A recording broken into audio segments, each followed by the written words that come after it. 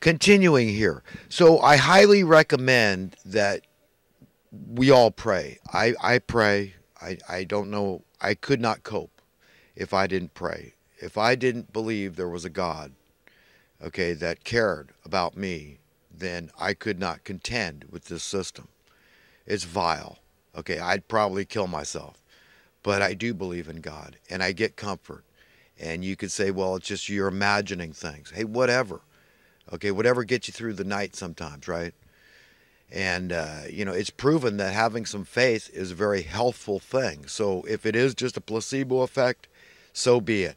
All I'm saying is I recommend strongly that everybody pray, that everybody learn to give a damn about their fellow human being. I mean, look to your left, look to your right, look in front of you, look behind you.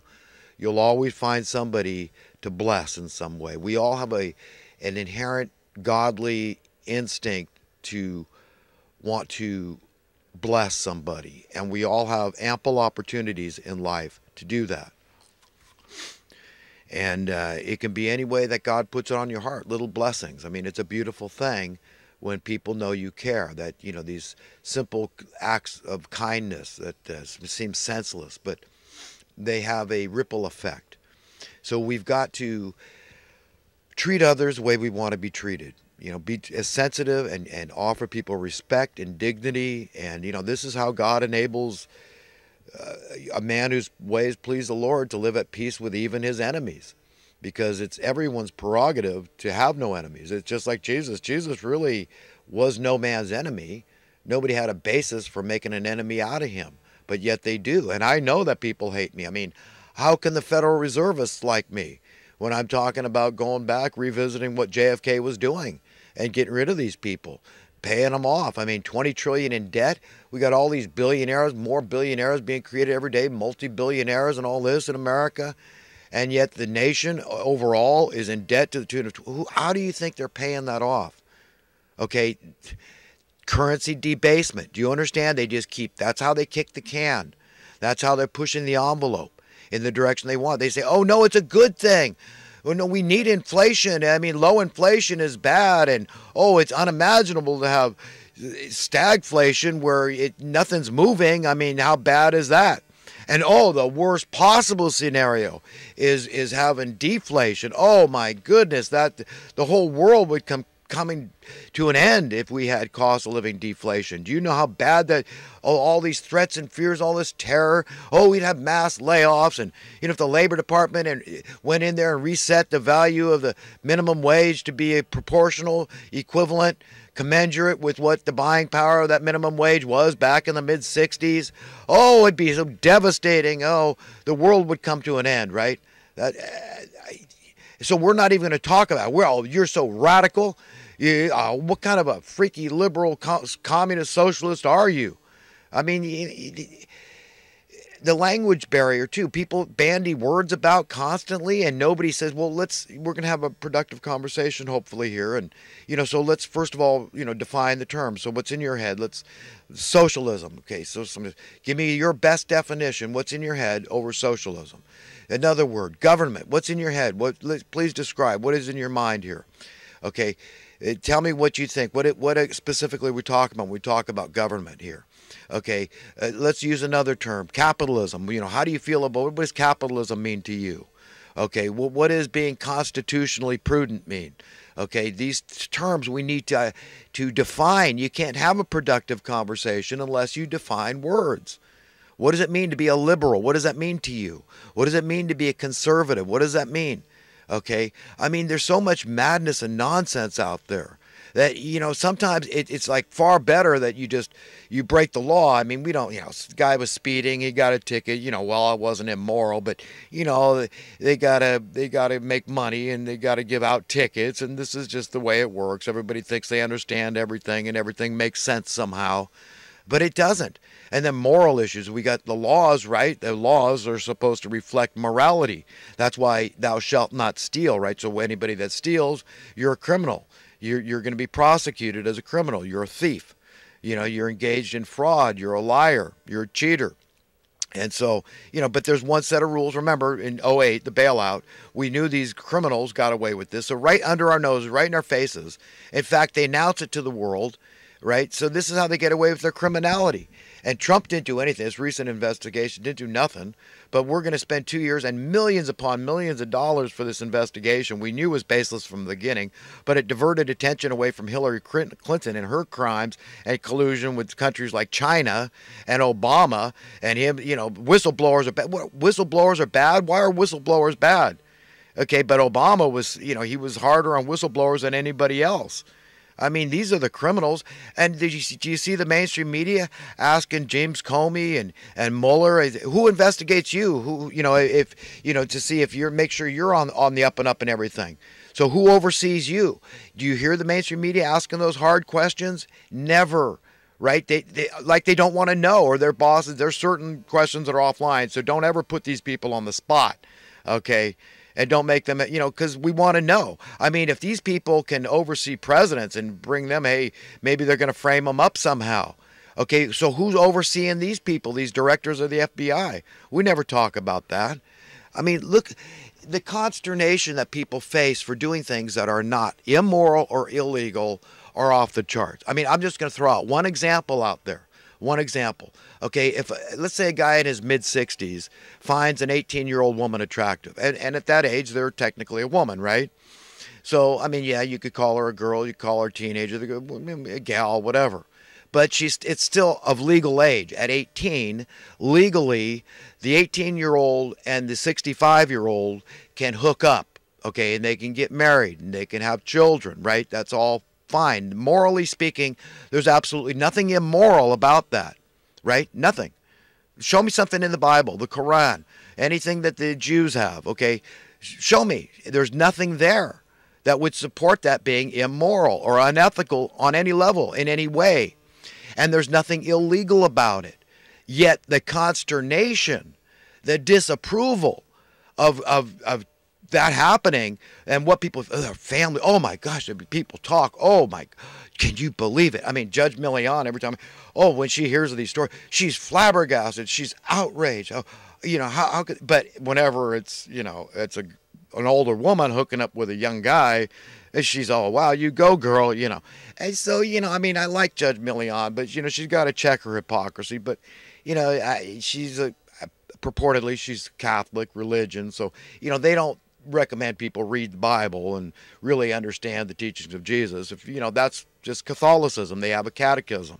It's really not a Christian religion, but that's what people perceive it as. That's why the Pope is, the Seventh-day Adventists know who that is, and they'll tell you point blank, it is whatever. It's the Pope du jour.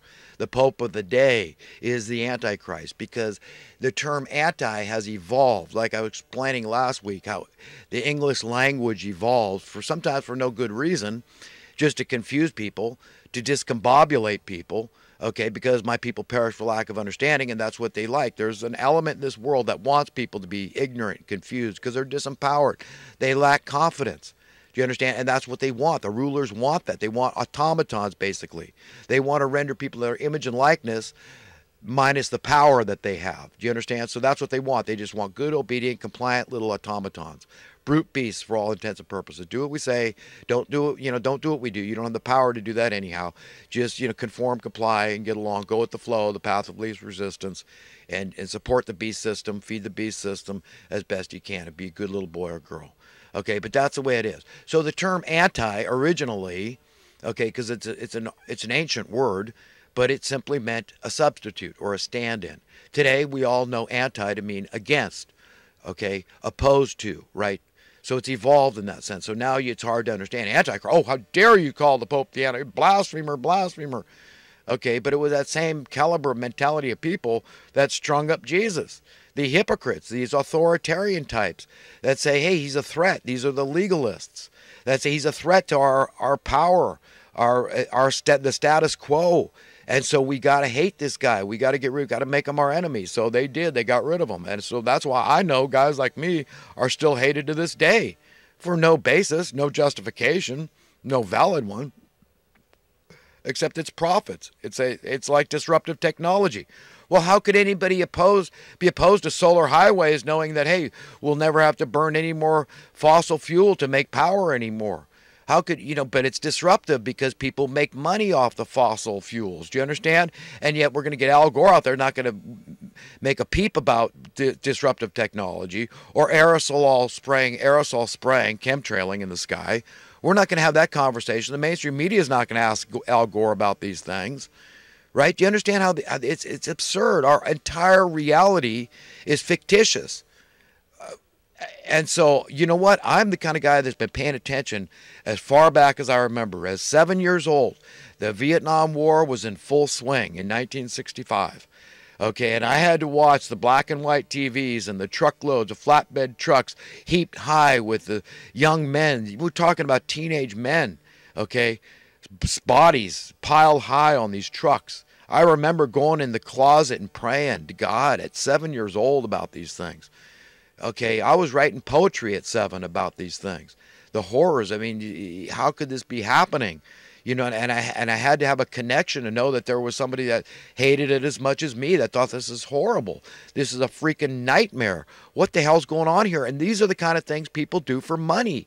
So do you understand how viciously people will fight to protect this current trajectory, this system of death and destruction, dubious wars? I mean, does it get worse than that when women and children and innocent people are being maimed and killed in dubious warfare? And then they're so remorseful. Troops come home, veterans come home, these brave soldiers come home and take their own lives for remorse they feel for being involved in these wars. It ought not be like this. Does it take a rocket scientist to figure that out? God knows that. Little child can understand that. Yet we do it for profit. We do it for money. Okay, for money. Do you understand how horrible this is? Money, what it has done to us? It's horrible. It's horrible. The entire social welfare industry. Do you know that if you gave everybody that needed help a basic universal income, you could do away with the entire social welfare industry, send checks directly, cut out all these middlemen, these social workers? We don't need you because it's all about money at the end of the day. The crime industrial complex, when crime plummets overnight because you got a basic universal income, where nobody is born into fear. At 18 years old, when you're out from under the wing of your parents, you're gonna have housing. You're gonna have your basic essential human needs met because thus saith the Lord. We don't need to hold it over your head and make you live in fear and coerce you and force you to serve. You have a godly instinct to serve. It's abnormal. It's unnatural not to want to serve, to demand to serve, to contribute, to be appreciated, to give of your talents that God gave you. Okay, so the system will work. Prove me wrong. You cannot prove me wrong because there has never been an appreciable period in history when it's ever been allowed to be tried. Because it's symbolic of setting the captives free. If the captives, like Scripture says, are not financially free, then they are certainly not free. Do you understand? So this is what we need. Crime would plummet overnight. So put a dollar price on a kinder, safer, gentler society. Okay, dollars and cents. Let's hear a number. Put it out there. Less homicides. Okay, less rapes. Okay. What can you say to that? How much are you going to, what price tag you going to put? Less burglaries, less carjackings, less robberies? What price tag are you going to put on that? That's what you would see overnight. Do you understand? And the dubious wars, they're not going to be able to get these things going, man. Got guys going to do his own research, say, I'll go to this war, I'll go kick Hitler's butt. In fact, I'll pay to go kick Hitler's butt. But I'm sure as hell not involving myself in this war. I did my research. We've got no basis for going in there, especially in light of the fact that we got our own problems on the domestic front. This homelessness, we got all these people telling you you're evil, you're bad, you're un-American, you're un-Christian, you're immoral if you don't want all the immigrants in the world, all these poor, needy, destitute immigrants to come in here, when we've got our own glaring, destitute problem here with the homelessness. Our own Native American sons and daughters, citizens, that we're neglecting and ignoring. And saying this is okay that these people, do you understand? There's no basis for calling this a viable reality at all.